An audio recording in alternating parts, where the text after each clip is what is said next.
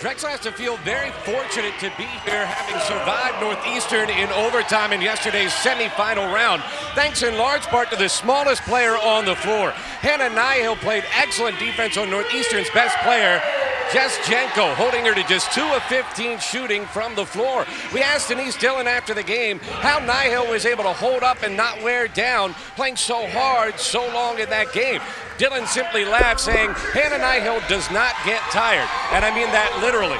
Then she told a story about the first time Nyhill arrived on campus, a pickup game with her teammates in August. She was all over the floor. Aubrey Brown, her teammate, asked Nyhill to slow down because she was wearing everybody out. Dillon learned about it later, went to Nyhill and said, I don't want to ever hear about you slowing down. That's exactly what we want. That's what you bring to this team. And boy, did it pay off in the semifinals yesterday. Back to you guys. Thanks a lot, Scott. Denise Dillon's message to her team: A, stay calm, we're in good shape.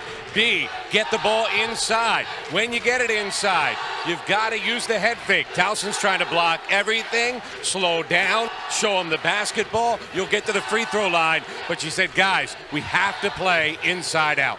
Overall, pretty pleased, Scott, with what her team was able to do in that first half. She did have a couple of quick critiques. She wants to make sure they do a better job identifying shooters. Now, she joked most of Drexel's team is capable of shooting the basketball, but we've got to know who the best shooters are, make sure we hug them and get out on them and try to take away those outside looks. She likes the rotation, thought they could do a little bit better job rebounding the basketball and then turning those rebounds into transition opportunities. On the offensive end, thinks the balance is good, wants to continue to try to take them off the dribble. Those opportunities are there, took advantage of some of them, maybe not quite enough. Thinks if they do in the second half, they've got a pretty good chance to be champs.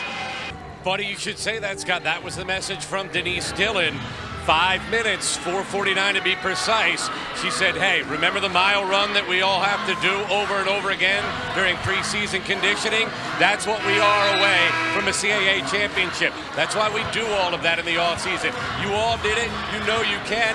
That's what we're doing here. On the other end, Diane Richardson saying, guys, we're executing okay. We're just a little bit late getting to our spots. We have to get there about a second sooner. If we do, we have some opportunities to make some plays. Execution good, just the timing has to improve.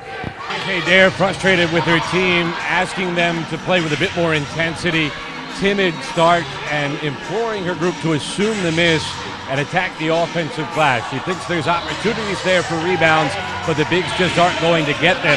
On the defensive end, wants to see her team do a little bit better job denying the ball, particularly the high post, but really all of Towson's bigs. Back to you guys. Coach, I know you were looking for a little bit more movement without the basketball and ball movement on the offensive end. What's the key to getting that done in the second half? Kaya, what a second quarter your team played. Was that the best quarter you guys put together all year long, outscored Hofstra 29-7? What a moment for Towson. Kiana Jeter, not your best shooting day, obviously, but you made the shot that mattered most. Walk us through that play as you contorted your way through the lane. And now the head coach of Towson, first time in program history. Diane, you guys are headed to the NCAA tournament. Let me know what you're feeling right now. Oh, my God.